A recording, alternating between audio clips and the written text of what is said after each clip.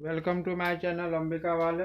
आज मैं एक्सरसाइज 13.4 का क्वेश्चन आगे बताऊंगा। इससे पहले मैंने एक वीडियो और बना दिया है जिसमें आपको पीछे के क्वेश्चन आपको दिखेंगे।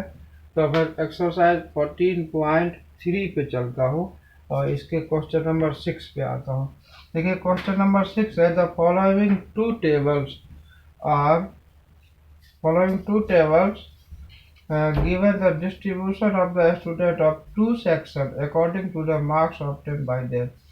कह रहा कि आपको ये एक फ्रीक्वेंसी टेबल हम दे रहे हैं और ये दो सेक्शन ए और सेक्शन बी में बच्चों के जो मार्क्स हैं और उसके अकॉर्डिंग जो उसकी फ्रीक्वेंसी है ये आपको दिया जा रहा है। इसे आप represent the marks of the student of both the section on the same graph by two frequency polygon। यानी कि एक ही ग्राफ पर फ्रीक्वेंसी पॉलीगॉन दोनों सेक्शनों के लिए बनाइए। एक ही ग्राफ पर दोनों सेक्शनों के लिए बनाना है। और फ्रीक्वेंसी पॉलीगॉन बनाने के लिए हमें किन किन चीज़ों का इस्तेमाल करना होता है इनको लेके हम आपको एक टेबल बना के दिखाते हैं और फिर आपको हम दिखाते हैं कि इसका ग्राफ कैसे बनेगा। देखिए ये आपका क्लास इंटरवल है और ये सेक्शन ए है, सेक्शन बी है। मैंने इस तरीके से इसको डिजाइन कर दिया। अब आपको इस क्लास मार्क से आपको एक टेबल अलग से बनाना पड़ेगा जिसे हम क्लास मार्क कहते हैं। ये मार्क है और एक बनाना होगा क्लास मार्क जिसे हम आप शॉर्ट में XI भी कहते हैं। हिंदी में इसे वर्ग चिन्ह कहा जाता है। क्लास मार्क वर्ग चिन्ह। अब देखिए वर्ग चिन्ह बनाने के लिए ये लोअर लिमिट और ये अपर लिमिट इन दोनों को जोड़ के 2 से डिवाइड करना होता है। इन दोनों को प्लस करिए 10, 2 से डिवाइड करिए 5, तो क्लास मार्क इसका हो जाएगा 5। फिर इसे 2 से ऐसे प्लस करिए 30 और 2 से डिवाइड करिए आ जाएगा 50। क्लास मार्क निकालने के लिए लोअर टर्म प्लस अपर टर्म अपॉन 2 ऐसा करके आप पूरे का क्लास मार्क निकाल लीजिए। ये 25, ये 35 और ये 45 हो गया। अब आप एक बार इन दोनों को लेके ग्राफ पे दिखाइए और एक बार इन दोनों को लेके ग्राफ पर दिखाइए और यही आपका फ्रीक्वेंसी पॉलीगॉन बारंबारता बहुभुज कहलाएगा। तो चलिए मैं पहले सेक्शन ए के लिए रखता हूँ। तो सेक्शन ए में क्लास मार्क 5 और सेक्शन ए में है जो वो 3 है। तो 5 ये आपका क्लास मार्क है और ये आपका सेक्शन है। तो 5 में 5 यहाँ है, 3 के लिए आप 5 से 2 स्टेप नीचे आ जाइए, यानी कि 4 स्टेप नीचे आइए तो आपको यहाँ मिल जाएगा ये 3 और इसको सर्कल कर दीजिए 5, 3। फिर उसके बाद है आपका class mark 15 and section A 9। 15 और 9 का मतलब इससे 2 पॉइंट नीचे, तो कुल मिला के आप यहाँ आ जाएंगे और ये आपका हो गया 15 एंड 9। अगेन आपका दूसरा नंबर है 25 और 17। 25 और 17 यानी कि यहाँ से चौथी पतली लाइन। अब यहाँ आइए और ये 25 है तो 25 आपका यहाँ है। 25 एंड 17 अगेन आपका है ये 35 और 12। 35, 12 के बाद 11, 12 यहाँ आएगा, 4 लाइन आएगा। तो इस तरीके से 35 और 12 तकरीबन ये यहाँ आता है। तो ये हो गया 35 एंड 12। देन 45 और 9। 45, 9 का मतलब 2 लाइन नीचे और फिर ये आ जाएगा आपका ये यहाँ 45 एंड 9 और इसी को आप स्ट्रेट वे में मिला देते हैं। अब क्योंकि एक ही ग्राफ में दोनों आपको सेक्शन रखना है तो दोनों को अलग अलग लाइन से दिखाइए, किसी को डॉट लाइन से, किसी को स्ट्रेट लाइन से। तो मैं इसे स्ट्रेट लाइन से शो कर देता हूँ, ये ऐसा। फिर ये इसे स्केल से इसे आपको मिलाना है। ऐसे। और इस तरीके से ये आपका सेक्शन ए का हो गया। फिर मैं सेक्शन बी की बात करूं तो फिर इसमें क्लास मार्क 5 है और सेक्शन बी में भी 5 है, 5 5, तो ये तकरीबन यहाँ आ जाएगा और ये 5 एंड 5 के लिए डॉट लाइन हो गया। फिर 15 और 19, 15 और 19, 19 का मतलब इससे 2 लाइन नीचे और ये आ जाएगा यहाँ। ये हो गया 15 एंड 19 के लिए। अगेन 25 और 15, 25 यहाँ है, 15 यहाँ है, सो ये तकरीबन यहाँ आ जाएगा 15, ये यहाँ आ जाएगा 25 एंड 15। अगेन 35 और 10, 35 और 10, तो ये तकरीबन यहाँ आ जाएगा 35 एंड 10, ये रहा सर्कल। और 45 में 1, यानी 2 ही डिजिट ऊपर आना है, तो बोले तो यहाँ ये हो गया 45 एंड 1। अब आप इसे डॉट लाइन से मिला दीजिए, डॉट लाइन से, डॉट लाइन से इसे आप मिलाते जाइए। स्केल से रख के आपने इसे डॉट लाइन से मिला दिया और ये आपका ग्राफ हो गया। तो आप यहाँ नीचे बॉक्स में शो कर दीजिए, ये आपका स्ट्रेट लाइन है जो कि सेक्शन ए को इंडिकेट करता है, ठीक है। और जो डॉट लाइन है ये सेक्शन बी को इंडिकेट करता है। और इस तरीके से ये आपका ग्राफ कंप्लीट हो जाता है। ये है आपका मार्क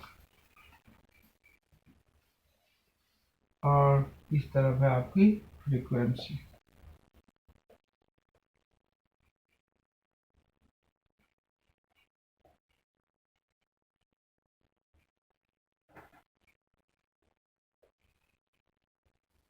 ठीक है, देखिए क्वेश्चन नंबर 9 पे हम है, क्योंकि क्वेश्चन नंबर 8 और 9 एक जैसा है तो हम 9 बता दे रहे हैं। क्वेश्चन नंबर 9 में देखिए, ये आपको क्लास इंटरवल दिया हुआ है और साथ में फ्रीक्वेंसी भी दी हुई है।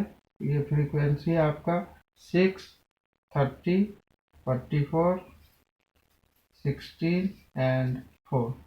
अब देखिए ये क्लास इंटरवल जो दिया हुआ है, इस क्लास इंटरवल और इस फ्रीक्वेंसी से आपको कह रहा है हिस्टोग्राम बनाइए। लेकिन हम इससे पहले जो हिस्टोग्राम बनाए थे उसमें क्लास इंटरवल में जो हाइट थी वो हर जगह एक जैसी थी, लेकिन इनमें हाइट सब में अलग अलग है। 1 to 4 यानी कि 3 का डिफरेंसेज है, यहाँ 4 to 6 2 का डिफरेंसेज है, 6 to 8 2 का डिफरेंस है, 8 to 12 4 का डिफरेंस है, 12 to 20 8 का डिफरेंसेज है। तो इस तरीके से जो ये अलग अलग हाइट के क्लास इंटरवल है, तो इसकी वजह से आपको एक अलग से फ्रीक्वेंसी बनाना होगा जिसको हम कहते हैं एडजेसेंट फ्रीक्वेंसी।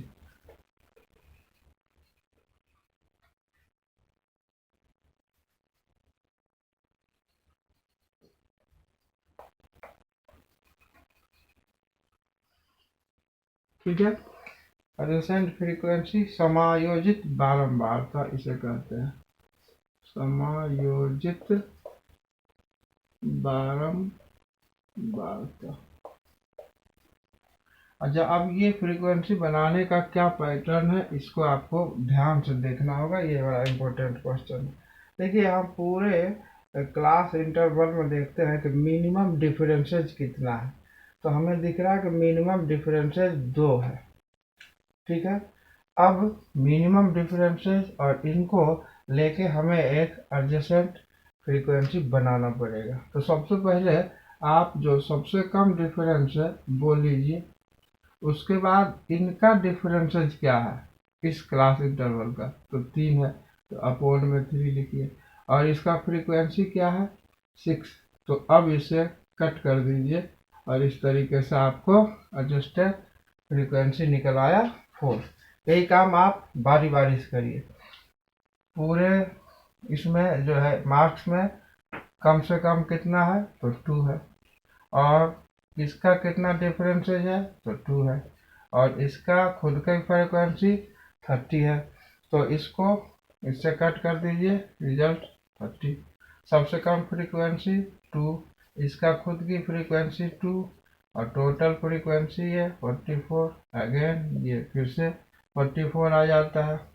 टोटल कम से कम फ्रीक्वेंसी 2, इसकी फ्रीक्वेंसी 4, एंड ये दिया हुआ है 16। तो 4 4 या 16, 4 2 या 8। मिनिमम डिफरेंस 2, इसका खुद का डिफरेंस 8, और ये है 4।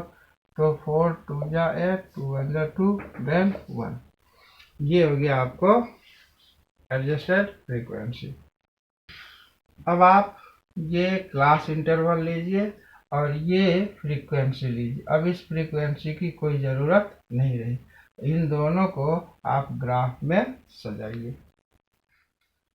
देखिए क्लास इंटरवल में मेरे पास 1 से लेकर 20 तक जाना था, तो मैंने 2 2 के डिफरेंसेस में ले लिया। जबकि फ्रीक्वेंसी में मेरा 1 से 44 तक जाना है, तो हमने इधर में FY में 5 का डिफरेंसेस लेके काम कर दिया। अब देखिए 1 to 4 में आपको फ्रीक्वेंसी है 4, तो 1 यहाँ होगा, जाहिर सी बात है, और 4 यहाँ है, और जाना है 4 पे, यानी कि इससे 2 लाइन नीचे। यानी अब आप यहाँ से शुरुआत करिए ये, और इसे 4 तक लेके जाइए। ये हो गया आपका हिस्टोग्राम 1। अब 4 to 6 इसमें चाहिए 30, तो 4 to 6। अब ये इतना छोटा टेबल बनेगा, इसमें 6 चाहिए, यानी इसे 2 पॉइंट ऊपर, तब आप इसे यहाँ लेके आइए और इसके साथ इसे मिला दीजिए। अगेन आपको 6 to 8 में 44 चाहिए। 6 to 8 में 44 का मतलब इसे 2 कदम नीचे, और आप इसको खींच के ऊपर वहाँ तक लेके आइए। ये 44 हो गया, और 8 तक इसको लेके ऐसे मिला दीजिए। अगेन 8 to 12 में 16, 8 to 12 में 16, तो 15 से 2 पतली लाइन ऊपर आएंगे, तकरीबन यहाँ आएगा, और यहाँ से आप इसे 12 तक ले जाइए। ये रहा। देन 8 to 12, अब 12 to 20 इसमें 1 का मतलब दूसरी पतली लाइन, तो दूसरी पतली लाइन यहाँ से यहाँ तक खींच दीजिए।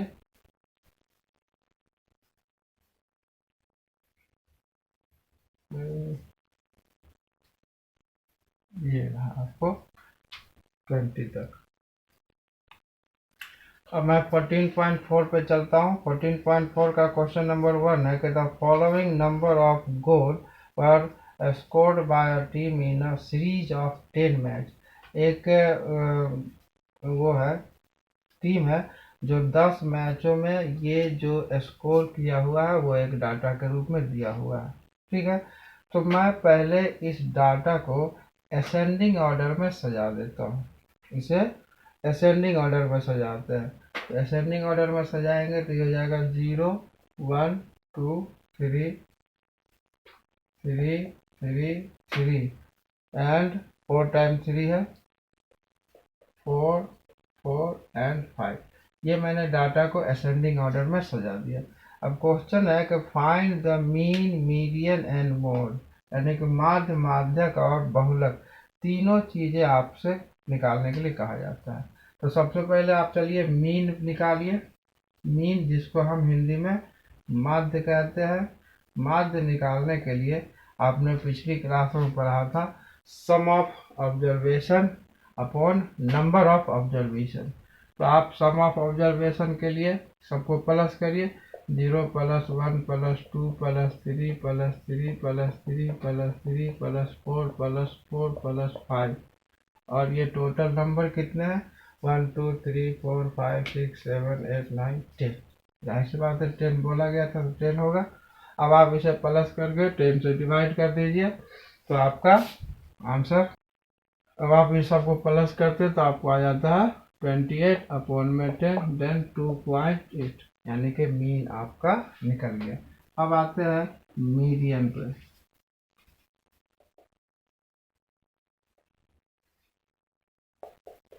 मीडियन कैसे निकालते हैं? मीडियन निकालने के लिए हमने आपको शुरू में पिछले वीडियो में आपको मैंने दो फॉर्मूले दिए थे, ओड और इवन के अकॉर्डिंग।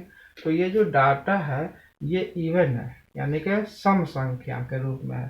तो सम संख्या के जो रूप में है, इसके लिए हमने आपको परिभाषित किया था n/2 th plus n/2 plus 1 th upon में 2। अब आप इस पे वैल्यू पुट करिए।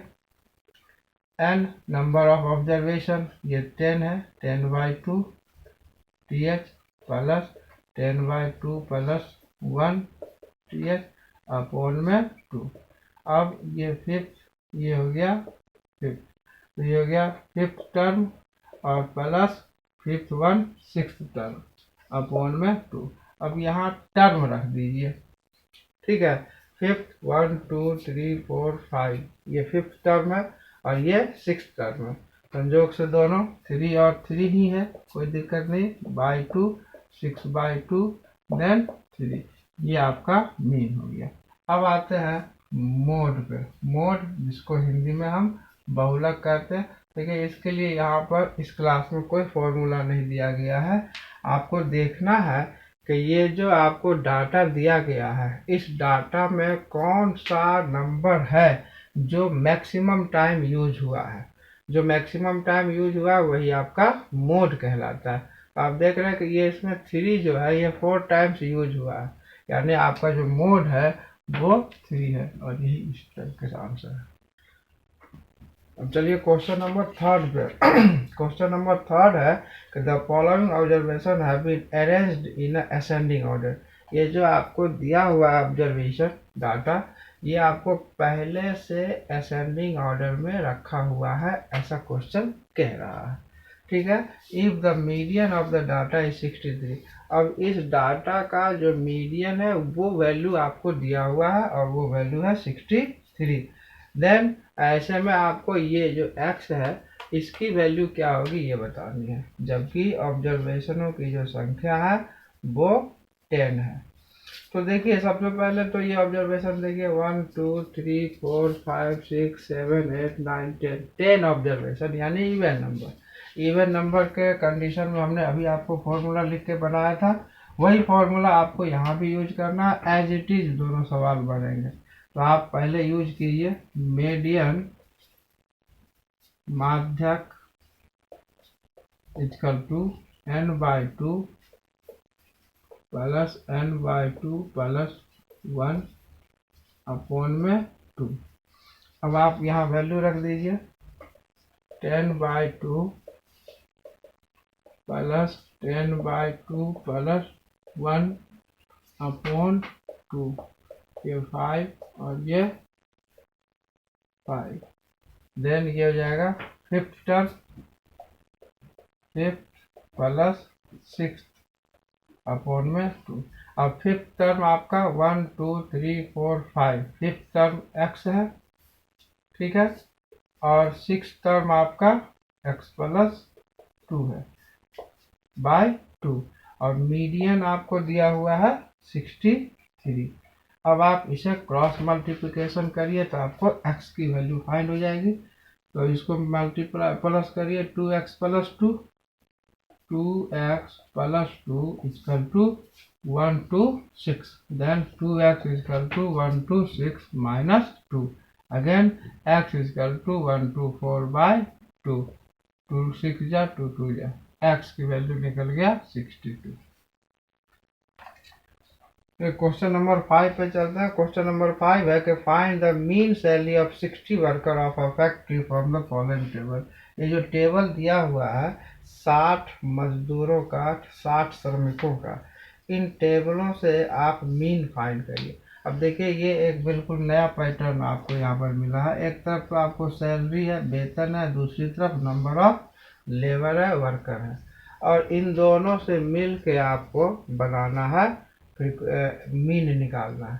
तो इसे आप xi मानिए, ये fi है, और फॉर्मूला आपको मैंने दिया था Fi into XI, Fi into XI। पहले आप इसको निकालिए, Fi XI के लिए आप इन दोनों को मल्टीप्लाई करिए, तो ये हो जाएगा 48,000, ये भी हो जाएगा 48,000, ये 50,000, अगेन 48,000, अगेन उसके बाद 42,000, फिर 32,000, और फिर से ये 27,000 और ये 10,000। अब आप इन सबों की टोटलिंग कर देते हैं, तो इनका टोटलिंग ही सिग्मा Fi XI कहलाता है। सिग्मा का मतलब हो गया इन सबों का जोड़। तो आप सिग्मा Fi XI निकालिए और इन सबों को प्लस कर दीजिए, तो आपको आएगा 305 3 टाइप 0। इसी तरीके से Fi को जोड़ दीजिए, तो आप इसको कहेंगे सिग्मा Fi, और इसको जोड़ के आपको आ जाएगा 60। अब आप फॉर्मूला यूज कीजिए मीन के लिए। फॉर्मूला होता है सिग्मा Fi XI अपॉन में सिग्मा Fi। अब यहाँ वैल्यू रख दीजिए 305 3 टाइम्स 0 अपॉन में 60। अब आप इसे कट कर दीजिए, तो आपको आंसर आ जाएगा 5083.33, और यही आपका मीन कहलाएगा। इसी के साथ मैं इस वीडियो को यही समाप्त कर देता हूँ। अब आप वीडियो को लाइक करिए, सब्सक्राइब करिए और शेयर भी करिए।